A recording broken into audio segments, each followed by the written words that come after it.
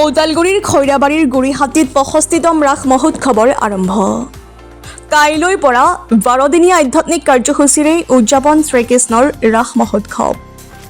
সেৰেঙা পৰিৱেশৰ মাজেৰে পাৰ হ'ল প্ৰথম দিনৰ কাৰ্যসূচী। প্ৰাণৰ শিল্পী জুবিন গাৰ্গৰ শ্ৰদ্ধাঞ্জলিৰ পৰা আৰম্ভ কৰি শতাধিক মৃন্ময় মূৰ্তিৰে উপস্থাপন ভগৱান শ্ৰীকৃষ্ণৰ ৰাসলীলা। নাই বৃহৎ জাকজমকতা। শিথিলতাৰ মাজেৰে আধ্যাত্মিকভাৱে পালন কৰিছে ৬৫তম ৰাস মহোৎসৱ। মৃন্ময় মূৰ্তিৰ সমান্তৰালে প্ৰতিদিনেই থাকিব প্ৰাণৰ শিল্পী জুবিন গাৰ্গৰ প্ৰতি শ্ৰদ্ধাঞ্জলি অনুষ্ঠান। সকলো ৰাইজ আহি শৃংখলাবদ্ধভাৱে ৰাস উপভোগ কৰাৰ আহ্বান উদযাপন সমিতিৰ। প্ৰথমতে আমাৰ আপোনালোকৰ মাজেদি সকলোকে ধন্যবাদ জ্ঞাপন কৰিছোঁ আৰু এজ এ কমিটিৰ সভাপতি হিচাপে ইয়াত অহা বিভিন্ন জাতি জনগোষ্ঠীৰ ৰাইজক মই শুভেচ্ছা জ্ঞাপন কৰিছোঁ। আজি আমাৰ ৰাসৰ প্ৰথম দিন।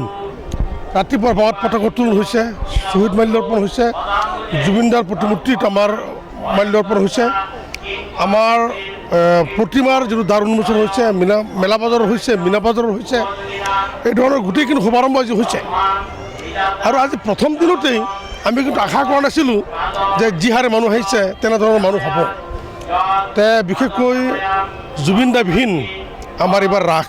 গতিকে প্ৰথমতে আপোনালোকৰ ওচৰত যোগেদি জুবিনদাক শ্ৰদ্ধা জ্ঞাপন কৰিছোঁ, তেখেতৰ বিধি আত্মাৰ চিৰশান্তি কামনা কৰিছোঁ আৰু জুবিনদাৰ হত্যাকাণ্ডৰ উচিত তদন্ত, দোষীৰ শাস্তি সেইটো বিচাৰিছোঁ। লগতে গুৱাহাটী ৰাস উৎসৱ উদযাপন কমিটিৰ হৈ যিহেতু ৰাসখন আমাৰ অনুষ্ঠিত কৰা হয়, এইবাৰ ৬৫ সংখ্যক ইয়াতে ভগৱান শ্ৰীকৃষ্ণৰ যিবিলাক লীলা প্ৰায় ৯০তকৈ অধিক মৃন্ময় মূৰ্তি ইয়াতে স্থাপন কৰা হৈছে। তেখেতৰ বাল্যকালৰ পৰা বৃদ্ধকাললৈকে তেখেতৰ যিবিলাক লীলা আছিলে গোটেইখিনি তুলি ধৰিবৰ কাৰণে আমি চেষ্টা কৰিছোঁ। ৰাইজক অনুৰোধ জনাইছোঁ, যিহেতু এইটো অঞ্চল এটা মিলনভূমিৰ দৰে হয়, বিভিন্ন জনগোষ্ঠীৰ ৰাইজ এটা সমবেত হয়। আৰু আজিও আপোনালোকে লক্ষ্য কৰিছে